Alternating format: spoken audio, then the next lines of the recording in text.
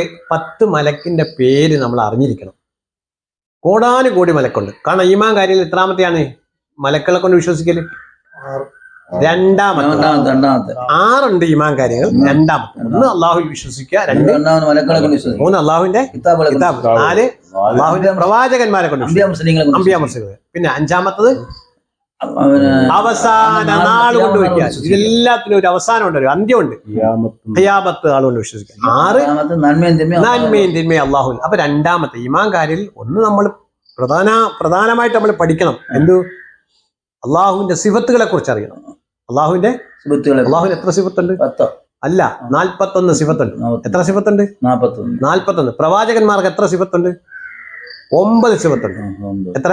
9. നമ്മുടെ എണ്ണത്തിലോ പഠിക്കുന്ന ആദ്യത്തെ ഒന്നാണ്, ആകെ പടച്ചവൻ ഒന്നാണ്, 1 1 2 കലിമ ഷഹാദകൾ 2, 2 1 3, ശ്രേഷ്ഠമാം പള്ളികൾ 3, 3 1 4, കിതാബുകൾ എണ്ണം 4, 4 1 5, ഇസ്ലാം കാര്യം 5, 5 1 6, ഈമാൻ കാര്യം 6, 6 1 7, നബിയുടെ മക്കൾ 7, 7 1 8, സക്കാത്ത് അവകാശികൾ 8, 8 1 9, മുർസൽ സിഫത്തുകൾ 9. പ്രവാചകന്മാരുടെ സിഫത്തുകൾ 9 1 10.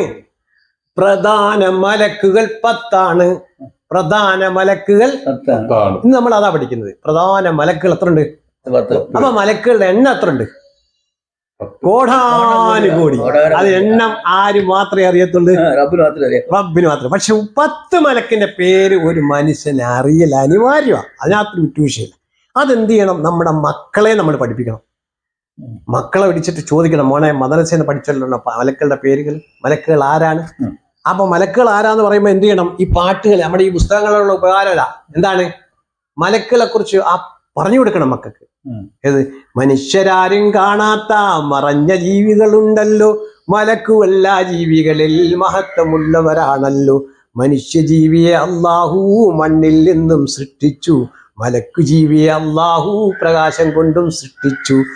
ആകാശങ്ങളിൽ അവരുണ്ട്, ഭൂമിയിലെങ്ങും അവരുണ്ട്, അവരിൽ പല പല പേരുണ്ട്, അവർക്ക് ജോലികൾ പലതുണ്ട്.